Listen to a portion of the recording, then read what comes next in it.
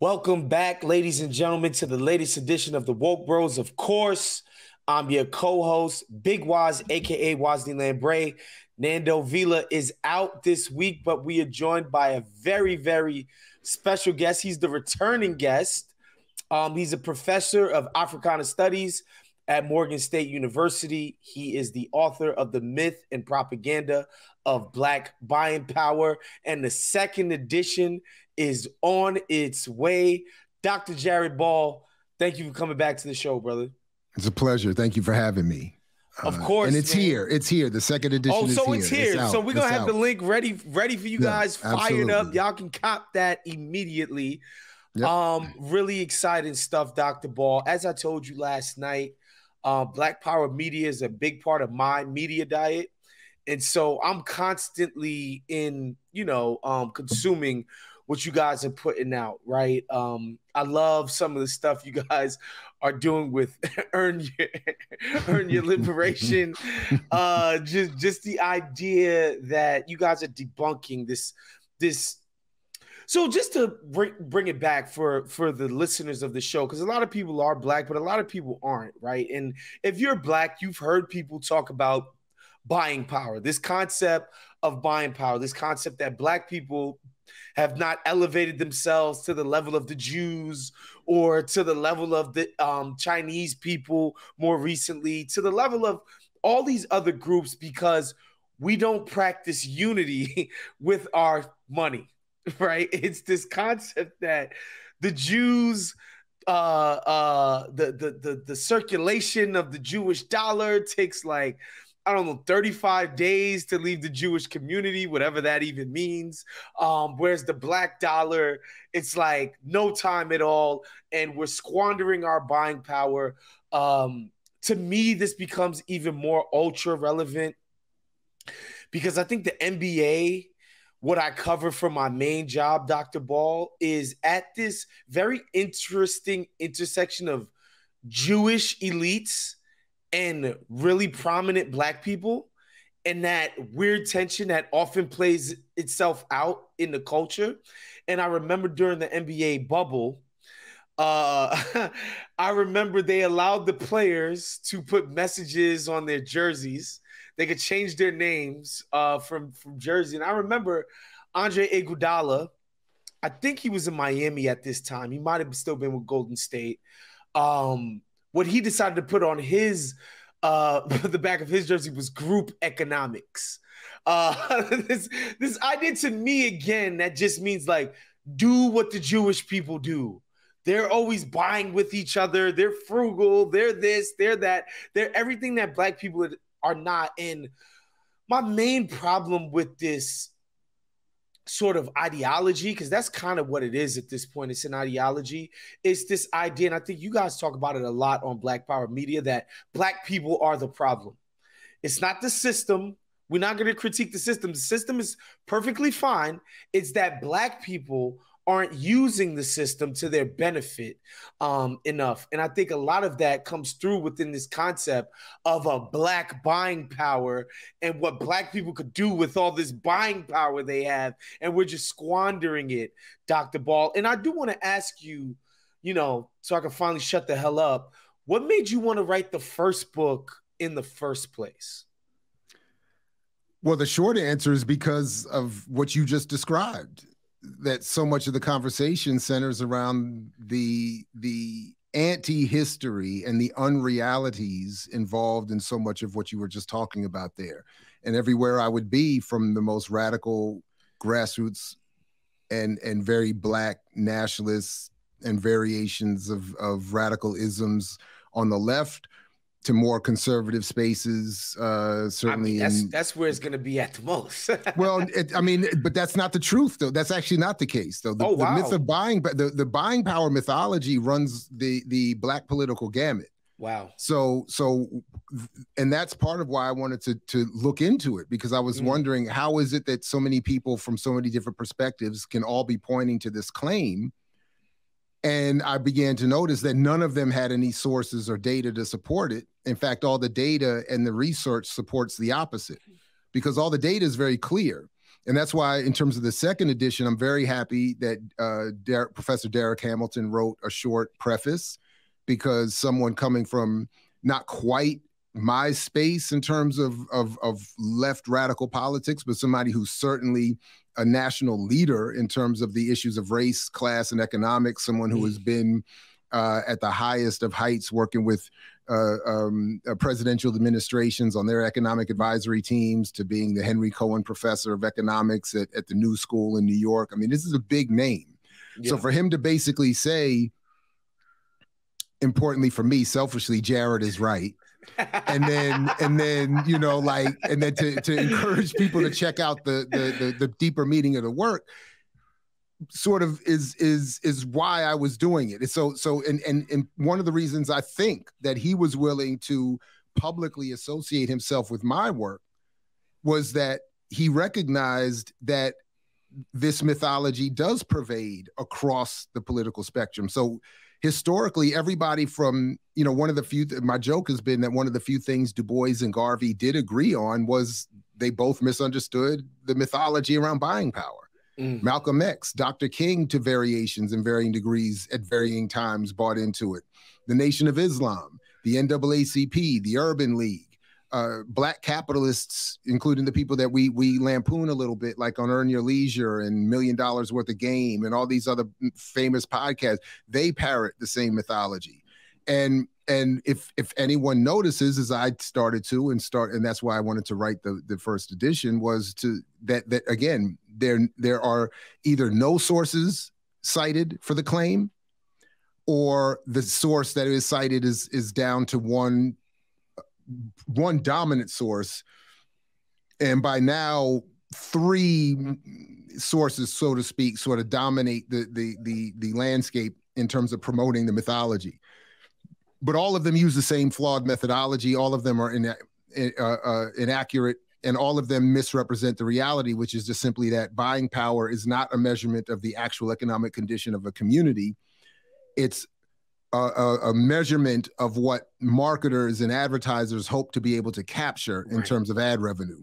So it's not based in income or wealth statistics. It's not based in actual markers of an economy. It's based in what they say in their own data, estimates and projections. So that's why I wanted to write the book. It's based on the power to liberate the companies who own toaster makers. That's right, like, to enrich them. That's right. That's it. Like the power there is not based on the people who are spending their, their buying power, having some power within them while spending it.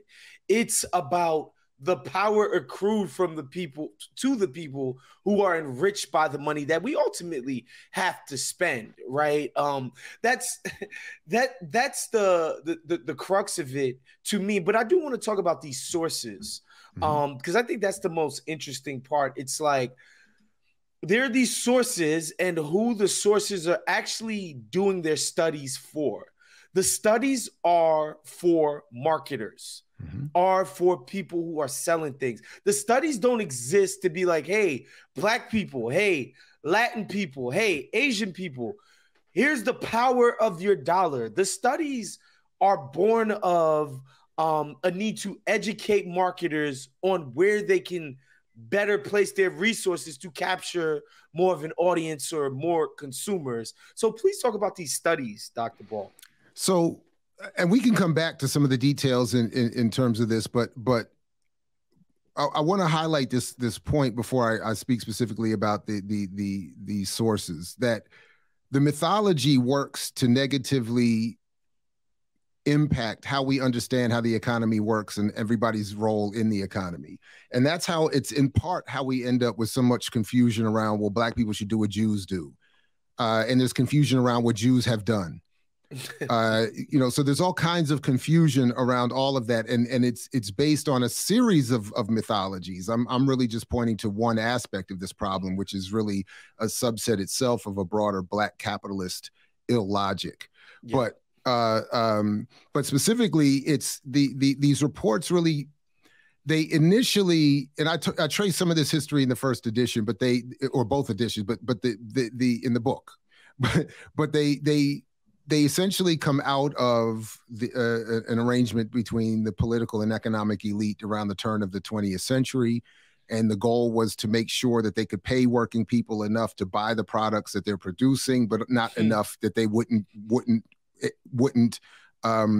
become more powerful and demand more. They wanted to keep working people from going on strike and not earning enough and saying, hey, we're not making enough money, but they also obviously didn't want to pay them enough to cut into the profits. They just wanted to figure out, how do we figure out exactly what to pay people so that the economy keeps going? This is particularly now a 70% consumer-based economy, so we need people to earn enough to spend, not earn enough to become rich and wealthy and to start businesses that will threaten the existing business community. No. Just so you can keep and not get too upset, so that we have enough at each paycheck to go out, hang out, get some clothing, whatever we like to do, whatever, so that just enough so that we don't say, hey, wait a minute, they got too much, I don't have enough, I need to rebel. Yeah. After the Second World War, this became weaponized in a whole new way, as did all forms of propaganda, as the United States wanted to solidify itself as the singular dominant source in the world, and promoting itself with this new American democracy attached to capitalism. That was the goal. So as a subset of all of that, and to stop Black rebellion, or to blunt it as much as possible, as much of this Black capitalist fantasy and mythology got developed, the marketing community started to interact more closely with Black businesses and encouraging Black commercial media. All of this started to emerge into a sort of what we see today, where this is really just a kind of unfortunately disgusting, incestuous relationship of Black commercial media in general, advertising revenue, determining content, and on and on and on, leading us to where the goal is to promote this kind of mythology, that you have a Black audience that will buy the products that advertisers will then want to spend money on your media to promote, and so on and so forth. So the sourcing for all of this, of course, comes out of a group initially in its modern sense, most modern sense, starting primarily in the early 1990s, from a group looking to help businesses in Georgia. And that's what the Selig Center for Economics in Georgia was developed to do, to say, okay, Georgia's businesses need help attracting audiences and capturing markets. How can the Selig Center help them do that? Let's promote reports about consumer spending and where are Black people spending their money, and they're spending their money. And if they can sort of say, well, we're basing this on some surveys and extrapolating, we can say Black people are spending X amount on this product. Well, the makers of this product should spend this amount of money advertising. So the goal has always been, to this day, from the Selig Center to be an aid to business in the corporate world. Nielsen got involved, and now the other third player today, most predominantly, is the McKinsey Group, which has its own horrific history in terms of helping business exploit working people. So they've all gotten involved, but they're, again, as you've already said, they're doing this not to help Black people understand the economy or how Black people fit into the economy. Their goal is to get marketers to find ways to get whatever they can to squeeze out of the Black community for revenue, and so on. So that's part of the problem. And because reporters don't do their homework, journalists don't read the fine print, people don't actually get the studies that they claim that they're referencing, or they don't reference anything at all. They're just pulling numbers and regurgitating something they heard in a soundbite, because so much this is what creates the echo chamber that makes that creates the problem that I'm trying to address. And to visualize this, I want people to understand how this works in practicality, right? Like how this practically works. Meaning, they put out this study. They'll say, "Yo, Rihanna, Fenty Beauty. Black people have to buy Kylie and Maybelline. Those folks make like one black shade for all of Black people, and it's the only thing that they have to buy, but they're buying it. Rihanna, when you come in and you add 8 black shades, you're going to make money because they're already buying an inferior product. You can come in, there's buying power there. Go in and make a better product for these black people, and they're going to buy yours. So now black people have better makeup, but they did not become more empowered. You understand? Like this is, and at the end of the line is not, it's at best you would ever get, and this is not the case with Rihanna, is a black-owned company. Right. Right. And usually that's not the case. So but the point being that if you have a black-owned company or a black elite, how does that help anybody? Because the data is clear. Black people are in a devolving condition economically, with wealth heading to zero. So there is no, it doesn't, the uptick in a few black billionaires or a few more black corporate business elite does not correspond with the community rising. In fact, quite the opposite. It corresponds with the community's overall condition devaluing, deteriorating. And none of it is leading to more political power, which is what I'm ultimately arguing we should be trying to achieve. So, and which is what I'm also arguing the mythologies around the economy, including buying power, are encouraging us to not focus on.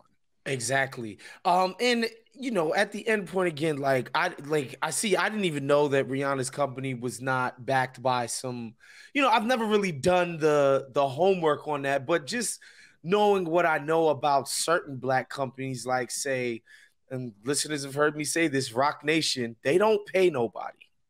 Right? So it's not like Jay-Z. He is one of the kings of this. And we'll get into Jay-Z about this black buying power nonsense. But the end result is not going to be some company with incredible black union jobs with pensions that, you know, enrich a huge swath of people in this industry to go out and have dignified work and live dignified lives. No, it's just like a couple of more black people get really rich and them and their families becoming rich and they enjoy it. And, you know, they have cribs in St. Bart's and Beverly Hills and all that. And good for them. But it doesn't ultimately mean anything for the masses of black people. No. And well, yeah, go ahead. Yeah. One more thing with the Jay-Z thing, because like he's put this in rhyme, and it's one of the rhymes that Jay said that I'm just like, this is like so disgusting. I forget the song. It's on the 444 album, and he says, at the end of the line, he says, "And y'all still drinking Perrier Jouet? We still ain't get through to you yet." Meaning, you guys still have the unmitigated gall to go to the liquor store and buy Perrier Jouet champagne when you want a quality champagne and not my Ace of Spade. Because obviously, just buying Jay-Z's Ace of Spade is a liberatory act, Dr. Ball. It's a radical act to get drunk to Jay-Z champagne rather than Perrier Jouet. And it's like this browbeating and guilt tripping about like, this is why we're not liberating, because you're not buying Jay-Z's fucking champagne. First of all, just a quick Google search. If you look at the Wikipedia page for Fenty Beauty, its owner is 50% the LVMH Moet Hennessy Louis Vuitton company. They did come in and do that. Yep. Mm-hmm. So, I mean, you know. So same like thing with all these liquors. I mean, in the world. Yeah. It's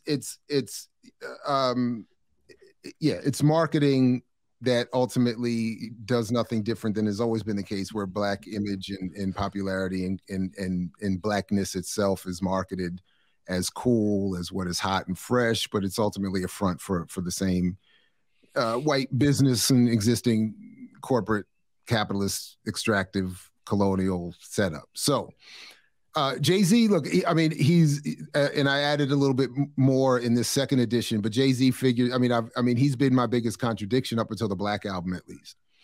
Whereas I was, a huge admirer and listener to his music, and but at the same time recognizing the message and the content is a mess. So on the, I mentioned the story of OJ from the 444 album. which I looked up. I didn't realize. I thought he was making some reference to some biblical something, but it has nothing to do with anything deep. It's just numbers that they like. They just like the number. That's it. That's it. 40-40 club. There's nothing to it. Yeah, I was like, he's not even attempting. December 4th, September 4th. December 4th, September 4th, right? All of that stuff. There's nothing special about the number.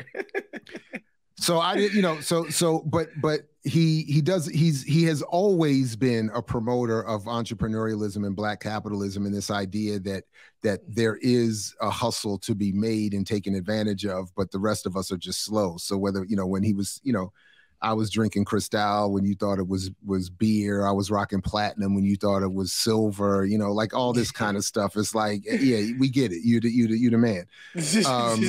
But at the same time, he's promoting a fantasy. So when he starts to try to merge, which is the intent, and this is something I do try to point out in the book. This is the intent of the propaganda, to make Black people think that poverty is the result of choice and decision-making and bad financial illiteracy. Whereas, and something I wish I had picked up before I finished the book, some work from Professor Max Haven in Canada, who was talking about the colonization of indigenous people and the use of literacy, both in terms of written and language, but also in terms of financial, as part of the colonization process.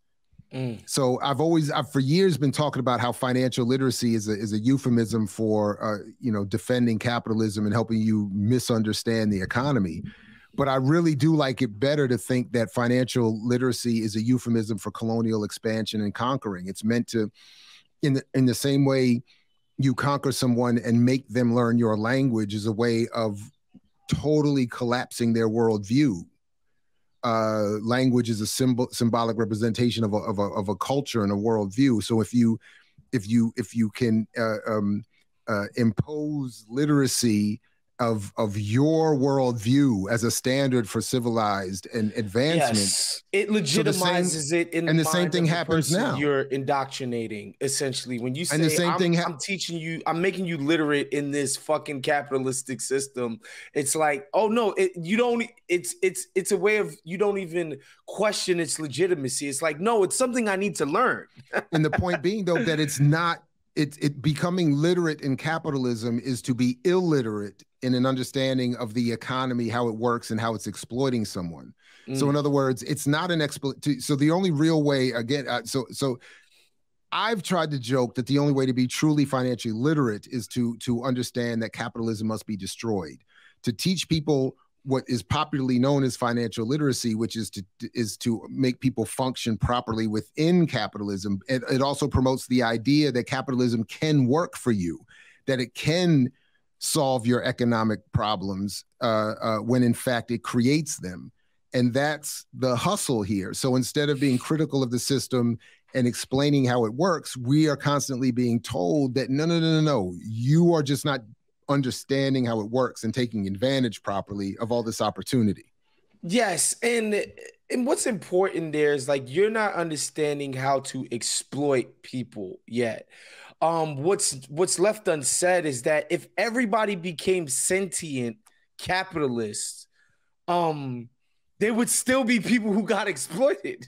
Like, that's kind of the point of it. Like, there's no way for there not to be exploitation in the system, because it's baked in. So even if everybody became sentient, arc capitalists, we would still end up with a group of people who just didn't make it, who just didn't climb over. I mean, again, poverty is created, wages are suppressed so that other wages can be paid lower.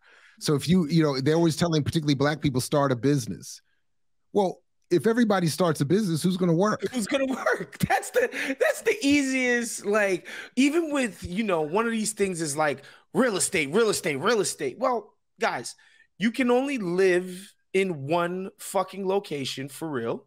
If you have 4 properties, eventually, in order to make your money work, you're going to have to get tenants who you are going to then what? Exploit. You're going to make them pay you more in rent than you pay in a mortgage. Thereby, they're not paying a mortgage. They're losing. They're getting exploited. Like there has to be renters. There has to be tenants. If everybody can't become a real estate mogul. So how is this a liberatory, idea? Nobody ever sort of answers that question. No. So that's one of the points that I in fact, in the second edition, I added a little to make the point a little more clear about in terms of Jay-Z. So Jay-Z in that story of OJ talks about not taking advantage of the fact that he should have at one point bought property in Marcy. The Dumbo section of Dumbo. Of he Brooklyn, could have been right? had that. Yeah. Right. But what he doesn't do, I added a little bit of this in there. What he doesn't mention is the fact that before Jay-Z was born, I forgot the man's name is in the book. I can't remember his name now, but before Jay-Z was born, almost all of that land and property was bought up by one developer. So in other words, even if Jay-Z had magically had the money to invest and had the wherewithal to do that, it would have already been bought up. So that's the point I'm getting at. The land and the stock is already divided up. We've already, this is why George Jackson was asking 50 years ago, what good is the vote after the fact of monopoly capital? Yeah. The accumulation of wealth has already occurred. The 1/10 of 1% already have everything.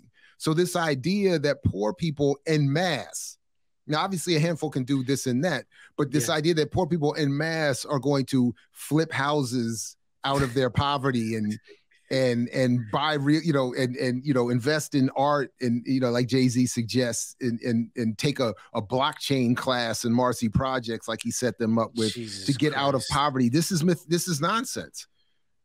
This is nonsense. So, and the goal of which, again, is to make sure that we are discouraged from radically politically organizing to achieve political power, which is now that's another discussion that's often misunderstood as well, but that's really what all of this confusion is meant to do, to keep us away from thinking about. So listening to you guys the other day, I thought you said something really profound. And you were explaining a study that showed between Black and Indigenous people, I think they're under Black and Indigenous control combined is like 11% of the sort of money, right? So let's just say the Blacks and Indigenous people decided they wanted to come on one accord, Dr. Ball, and wield this financial might collectively. It's 11% of the financial might. You're getting crushed.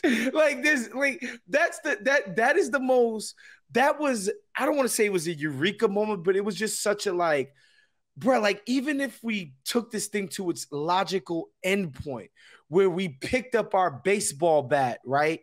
Of Black buying power, we just started wielding it and swinging it and cracking skulls.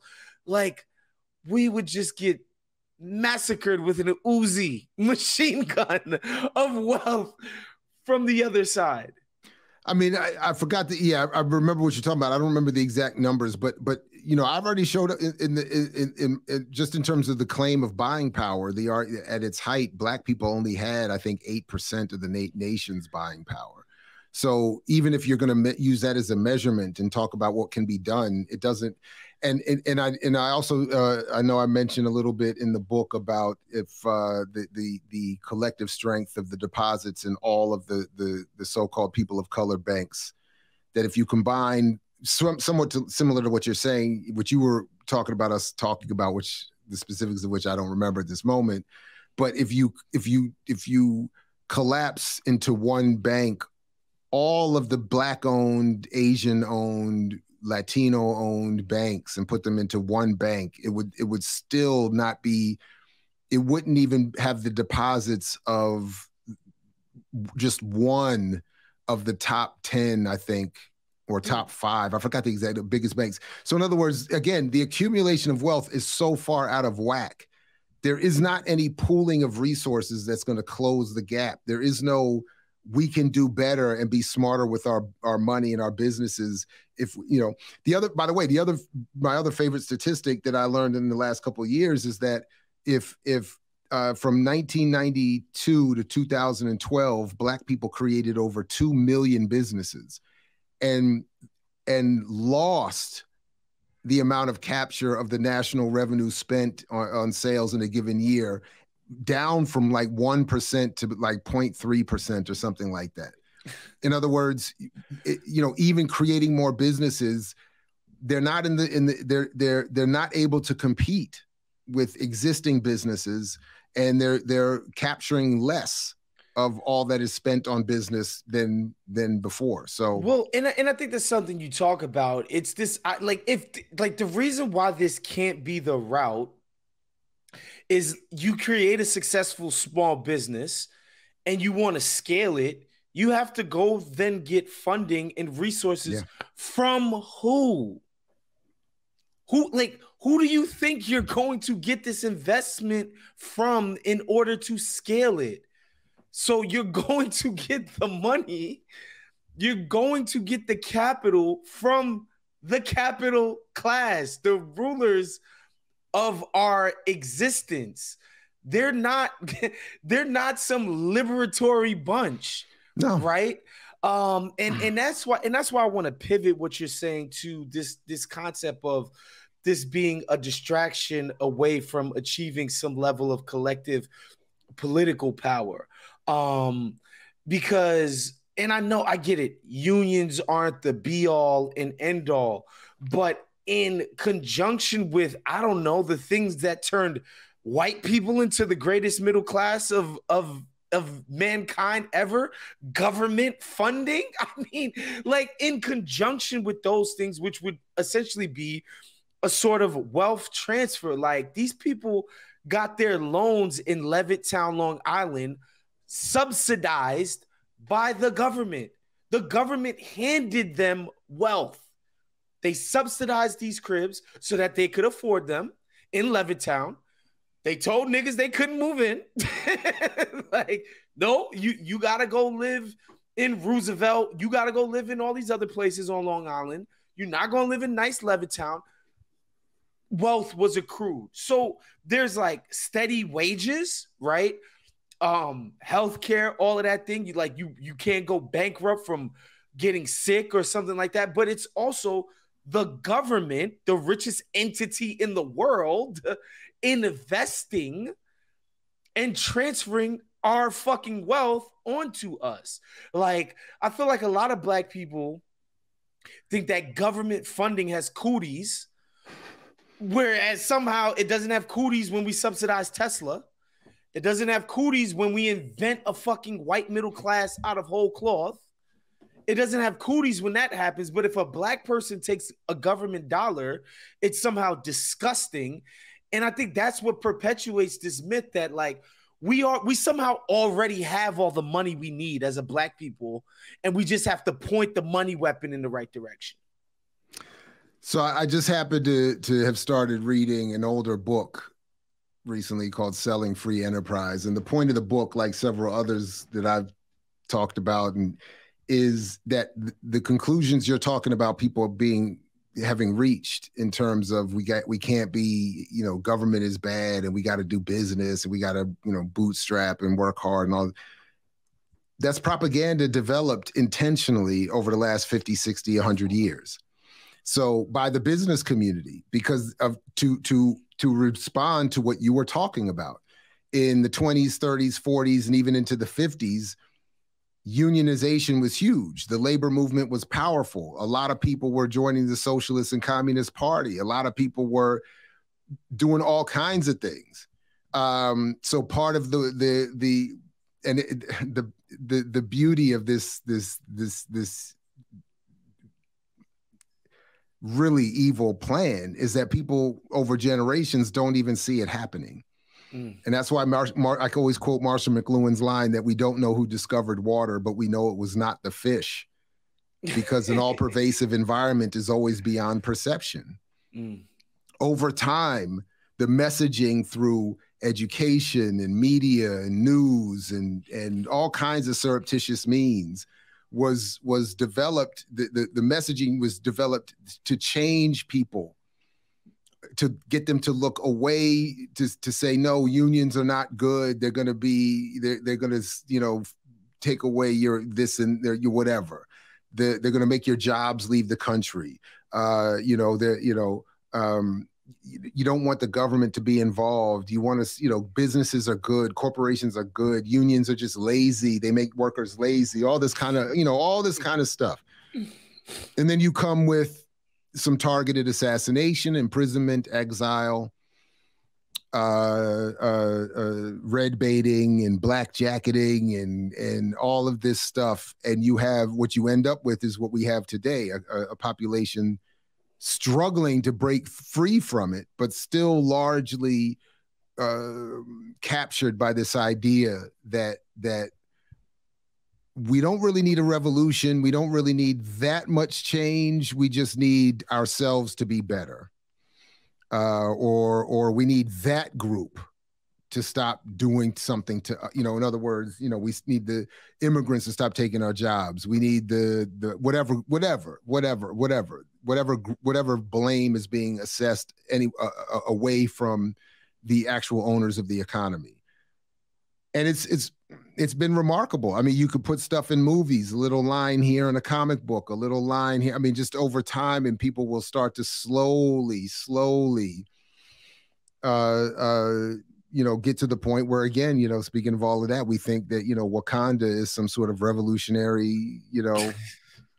Yeah, I mean, so in other words, that's what I'm saying. Like, this is on Wakanda. Well, but my point though is that I really I'll just stop here by saying, like, we really do underestimate how much effort has gone into those in power studying how to manipulate us. It has been a primary fear and concern of theirs, consciously at least, for the last 150 years. And they, to their credit, they created the field of mass communication that I have a PhD in, specifically to learn how to mess with people. That's really the foundation of the field. They learn, I mean, they've spent billions in studies. They've assessed and tested this out in a variety of ways on populations all over the world and brought it back home. I mean, that's, you know, I mean, one of the lessons you can learn from the foundation, the field of mass communication, just for instance, that tactics and psychological warfare used in against so-called foreign populations were specifically developed and then brought back here and used against black and brown people and poor whites and indigenous, for sure, and all to manage our public opinion. And as George Creel said, to conquer our convictions. That's what he said when he was asked, how did you convince white folks to go fight in World War I and die in trenches? Have you ever have you ever really looked at World War I? They don't even make a lot of movies about it. But it's the first one. It's the first of the modern joints. And people thought they were going to be going into like bayonets and shit. But look at how horrible that warfare was. That trench warfare. That was some of the worst. And my point is, what George Creel was being asked is, how did you convince white folks, white men, to go die over there? And his line, one of his lines is in his post-war explanation was, we conquered their convictions. And that line sticks with me, because what is a conviction? It's like your most deeply held core value and belief. And if it has been conquered by someone who can make you in part say, man, I gotta go fight in this trench against who? I don't know. Gotta go kill the Jerrys. and the same thing when I got sent to Desert Storm. At 17 years old, 18 years old. What do I know about Kuwait? I mean, Iraq. Seriously, I was like, what do I know?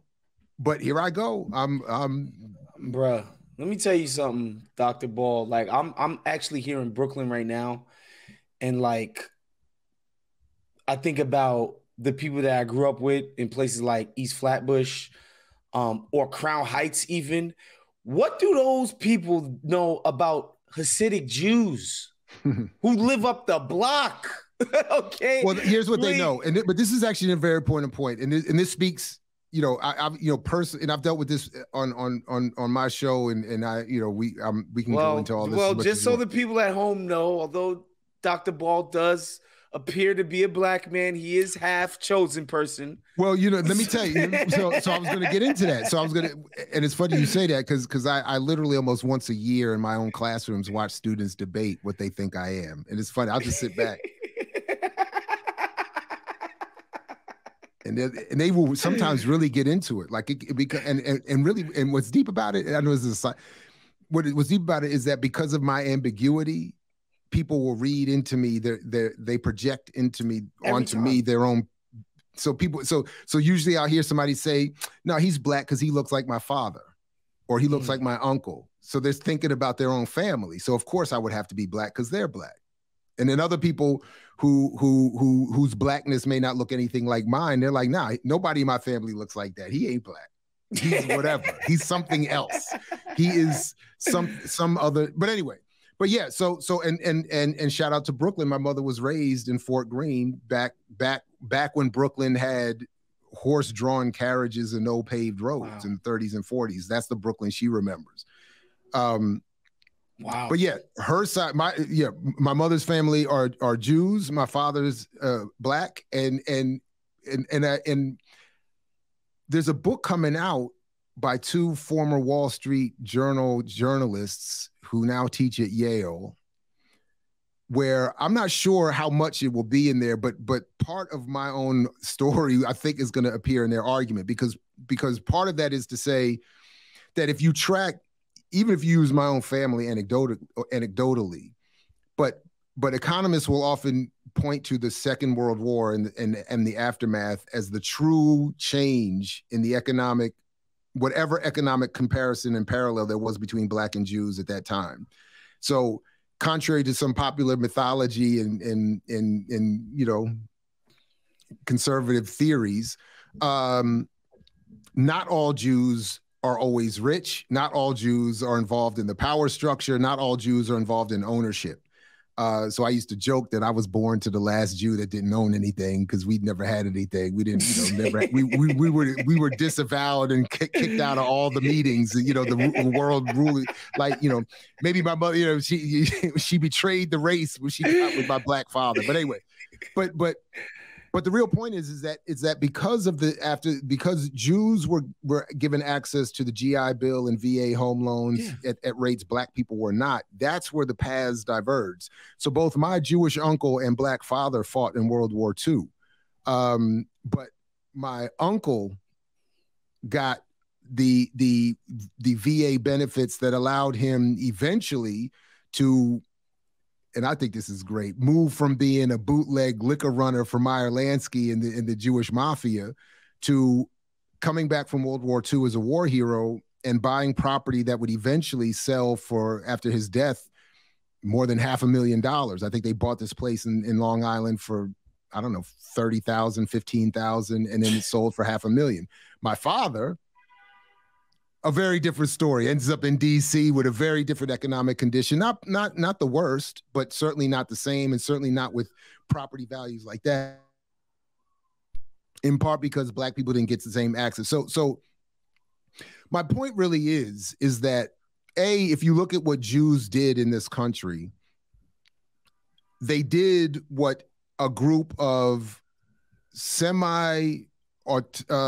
organized and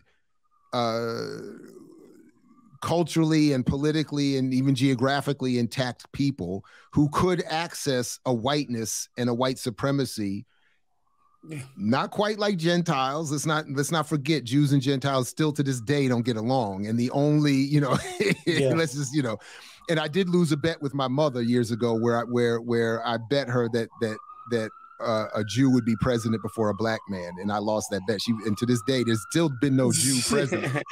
So sorry, Bernie. And don't think that wasn't part of it.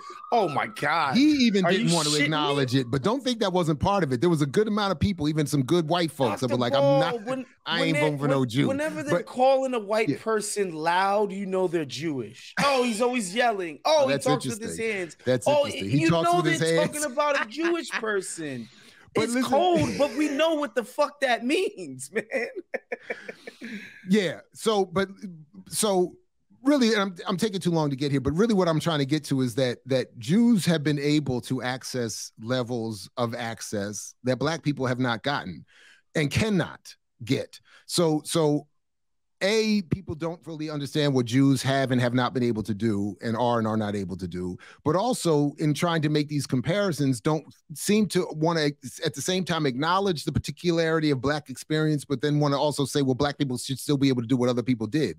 No, Black people, because of the particular experience of Blackness and Black history in this country, have not and likely will not, before some revolutionary process, be able to do what other groups have been able to do. So to the extent that Jews have accessed this society's ruling elite, Black people will not have that opportunity because Black people are not Jews. Black people cannot be Jews. And then really, if we look at it, to what extent would we want to mimic that as Black people? Why would so the last thing before I stop though, let me, because I don't want to miss this point, because you mentioned something, and this is really it. You said Black people don't know Hasidic Jews or Jews in general, and I would agree with that, up to the point that we have to realize that where they do meet as communities is at levels of inequality and hostility. Yeah. The guy's my freaking landlord, and he's raising my rents, and he's never upgrading the facilities with these rent raises and blah blah blah, which, again, just because I want to talk to you about something before we get out of here, but it's another point that I thought you illustrated quite beautifully on the show when you were talking about the Hollywood Jews and their ascension into elite culture. And you made the incredible point that, like, it was a conscious decision for them to be trying to assimilate and ingratiate themselves, or if not ingratiate, don't stick out like a sore thumb within the ruling elite. And no matter what their history was or their closely held beliefs, once you decide you want to become part of the power structure, you're going to be becoming conflict with Black people, whether you want to or not, because the power structure sort of insinuates itself onto Black people in a very oppressive way. And so that tension, whether Jews wanted it or not, once you make the choice that, we want to be part of the ruling society, we're going to be in tension with them. And I would say the same thing applies to our fucking Black elite. Like, I would say the exact same thing applies to them. They might as well be the Hollywood Jews, like Jay-Z and Oprah and Puff and Bob Johnson and, that asshole real estate developer in New York who I'm forgetting his name. What's his name? And he's a mixed dude too. He's a mixed dude too. I can't stand him. He's making my wing of the crew look bad. Yeah, he's what's his name? I forgot. I know you're talking about. I forget his name. He was like on Obama's economic commission, of course. He made some building called the Aspiration Tower, some crazy shit like that. I thought did he make it, or he's still trying to? I thought he's still trying to. But the vision is that we're gonna get here's the tweak, Jared. There's gonna be a special building. It's gonna be a building where the rich people are Black. Yeah. Whoa, that's crazy. And that's going to be a good thing. Yeah. And that's going to be good for everybody. Mm-hmm. So I do want to talk to you about this last thing about a sort of political awakening and Black people and poor people, more generally speaking, trying to do a more mass movement in that direction instead of trying to make money where it doesn't exist in Black communities, becoming more politically sentient. And I think where I diverge mainly, because I think we agree on literally every single thing else with, especially you and the Earn Your Liberation guys who I love. I love Geechee Diallo. That motherfucker cracks me up. Diallo is must-see TV. I tell you, he's our resident superstar. There's no doubt about it. He cracks me up, and we a lot of times diverge politically, but I think it's on the same thing. And I wonder if we're trying to be revolutionary or radical anyway in our politics.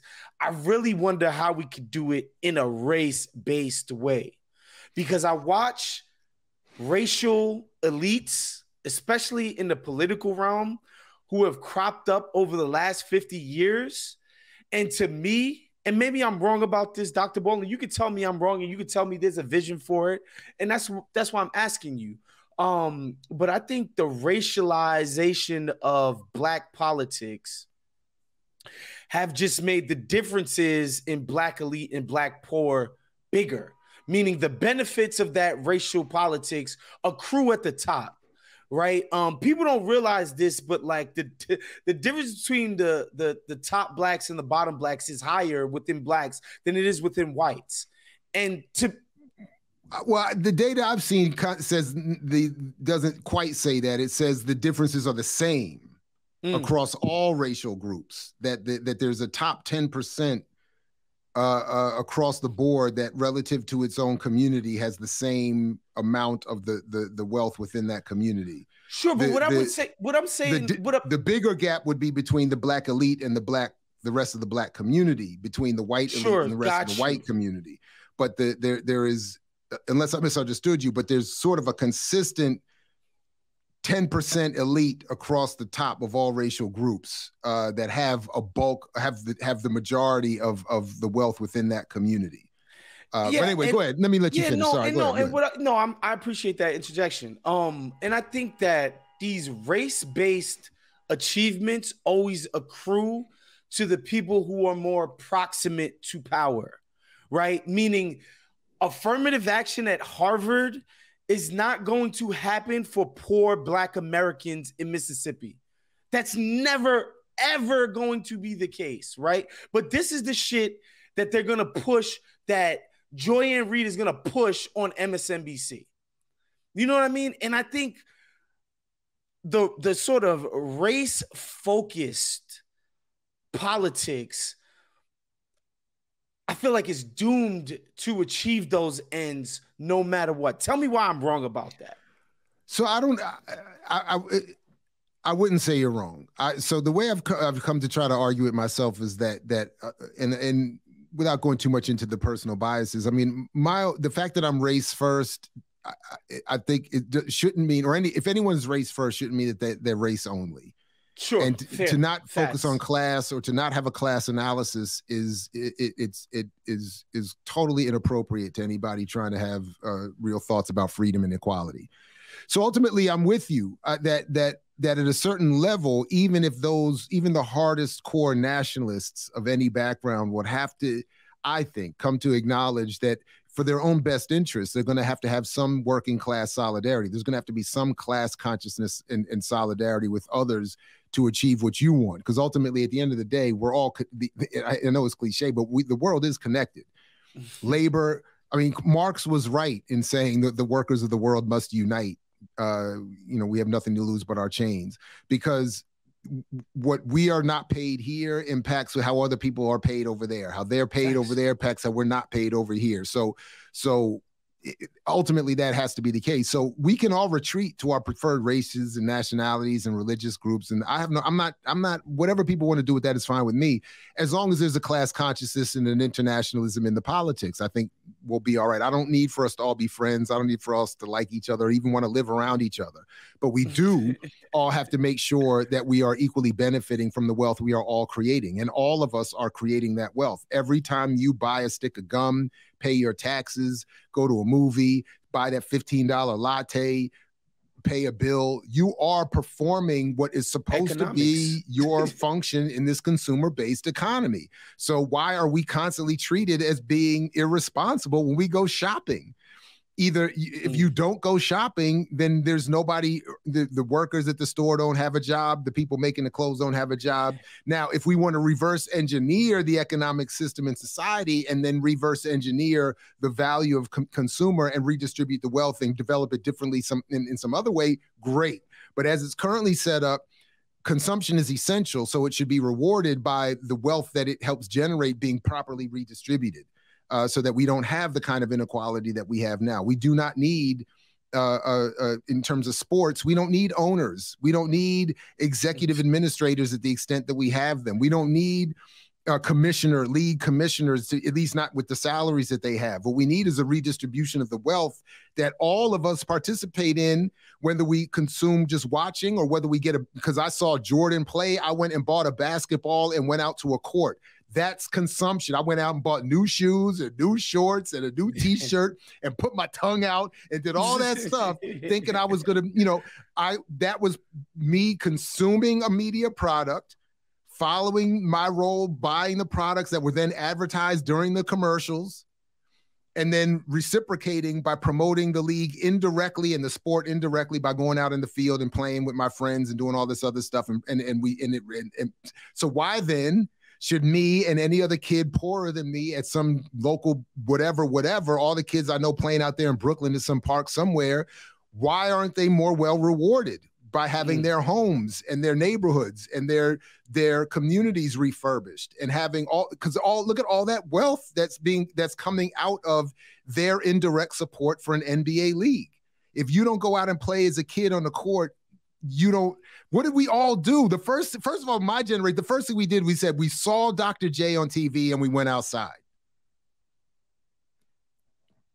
Today, it's someone else. You saw Steph Curry. People still, rest in peace, people still drop a shot and say Kobe.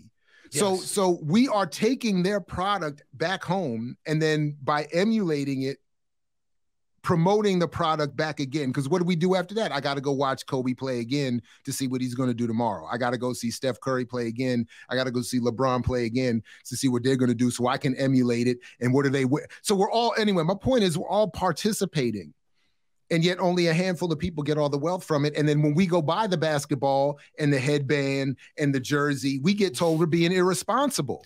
And we get told that's why you're poor. Well, and the best part about completely backwards. People do scale back their spending collectively. There's a panic. Like the fucking government and the powers that be is like, yo, we need to goose these people into spending their money again. It's like the weirdest fucking shit. Well, that's because we're in a consumer-based economy. If you don't go shopping, if you don't go to the restaurant, so that's why I was telling. Like, I got into this big thing with a conservative radio host. I think the last conservative radio show I did. The guy said, so the owner of the pizzeria shouldn't make more than the customer, and I said, ultimately, no, because without the customer, there is no owner. When I buy a piece of pizza, I've helped generate. I'm as much a part of the generation of wealth from that exchange as the person who made the pizza, as the person who owns the pizzeria, as the person that carried the pizza over to my table, as the people that made the soda that I drink along with it, the people who made the machines that put the soda, that allow for the soda to be distributed, for the driver of the truck that drove the soda out there, for the people that took the dough from the original whatever and drove it out to. We're all playing a role here. Everybody, the people who live down the street who help pay taxes in a community that allows that pizzeria to have a place to exist, even if they never walk in there and buy a piece themselves, are part of the process of the wealth creation. So yeah, the owner should get their cut. Yeah, and everybody else should too, to the point where none of us are suffering. And if that logic is carried across the board, it's a wrap, and everybody's more or less good to go. And then you don't have to have the levels of exploitation, and then everything gets better because you have more people working less, happier to be at their job, benefiting more from their job. So when you go into the customer service is better. Because at the end of the day, even when I have a bad experience with the person behind the counter, I know that's because of some other force that has nothing to do with me. They're not mad at me. They're mad at everything else. I bet if they had health care, I bet if their wallet was fatter, I bet if they worked less for more. I bet if they had a vacation coming up next week that they could afford. Or if they just came back from vacation, they were like, you know what? I'm so happy. Yeah. Come on in here, my man. I got you. I'm so well rested, and I know I got another one coming in a few months. Yeah. Have a seat, my man. And I'm only going to work a few hours today. And I'm going to go home to a nice place to live and drink clean water and have healthy food, have time to play with my kids. I'm going to be able to take a nap today. I'm going to be able to get a full 8 hours of sleep and get a nap and get some good food, and if I get hurt, have health care, and my child's going to good schools, and they get the free education. All of this is possible. None of this is some fantasy, unrealistic. It's happening in other parts of the world. So the only question is, and this comes back in, to the small part that my book I hope to play, is to say we got to get past some of these nonsenses and mythologies that have been produced about how this world works, that keep us from thinking about how much better it should be without us competing with each other to get there. To your point about getting back to a class, question, that's really, and you're right. You're not going to see Joy-Ann Reid. She's more likely to be able to say somebody is a racist than she is to say somebody is a capitalist and they're exploiting us. Not happening. Boy, listen. Not happening. It'd be her last broadcast. And I say this because, and I have to say this as a disclaimer, Joy-Ann Reid is a bit of a whipping boy on this show because she represents everything that I hate about the Black elite. She's not the only one. She's not the only one, but it's like she's on a show that ostensibly is allegedly about politics, and she represents herself to be a Black voice. That's right. Meaning a voice for Black people. And she will go on TV and say, Black people don't care about union jobs. That's for white boys. She will go on TV. Really say something like that? She said that. She said that. By percentage, I'm sure it's still true. By percentage of population, Black women are the most involved in unions than anybody. Dr. Ball, she said that. It was during the Democratic Party primary, explaining why Hillary Clinton was more Black than Bernie.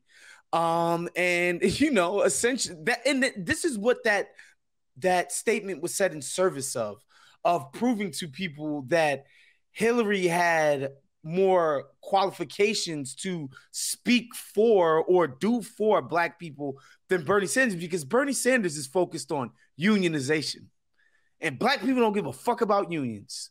That's essentially what she went on her show on MSNBC and said, essentially working as a Hillary surrogate, right? And, just full disclosure, I'm of Haitian descent.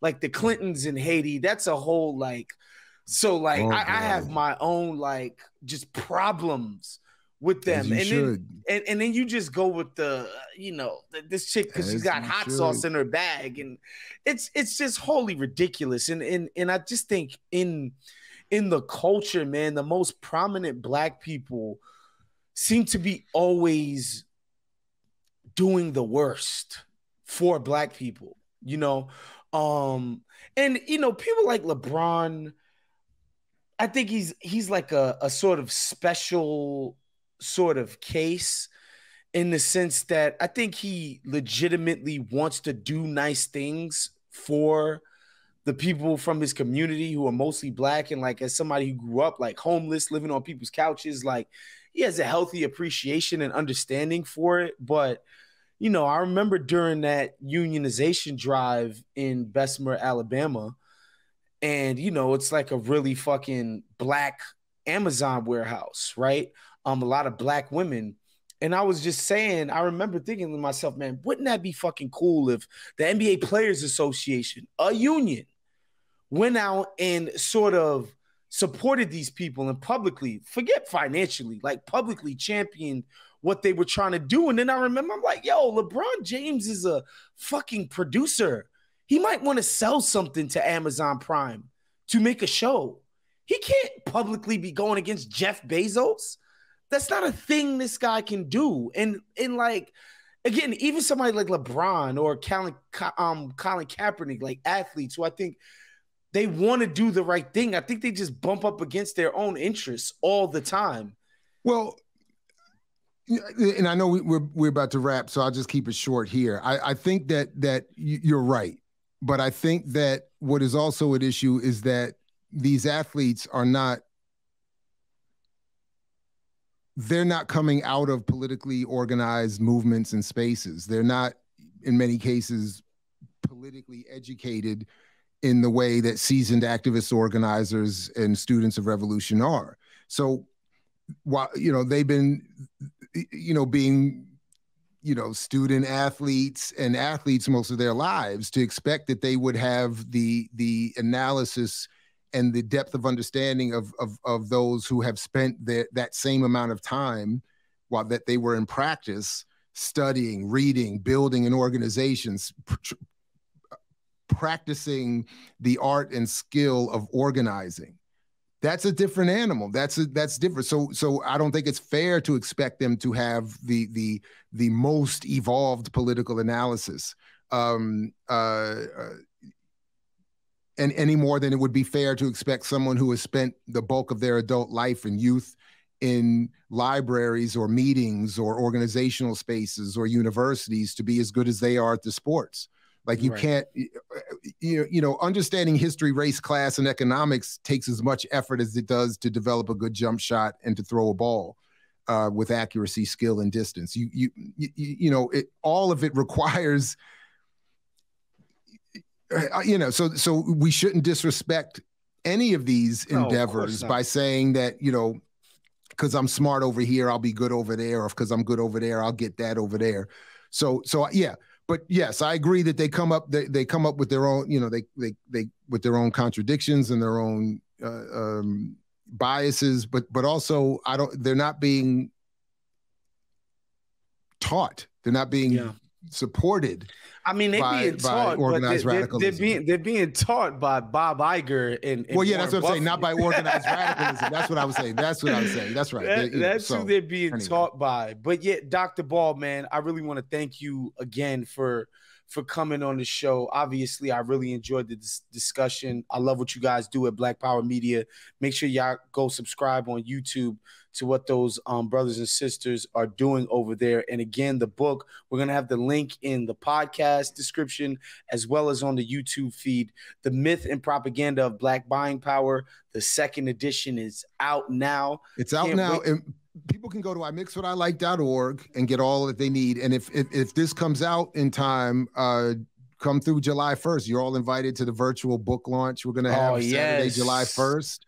At 7 p.m. on the channel. And it might dovetail with a live event hangout we're having at the house. So it might get a little wild over here, but come through. And if you don't have the book by then, I think we should be able to be giving away free copies and some other prizes or offering people the chance to buy the book and have the money go to some other good, so anyway, just come through virtually, whether even after the fact. If this comes out later and people want to come after July 1st, come on through and check out what you missed and get a copy of the book.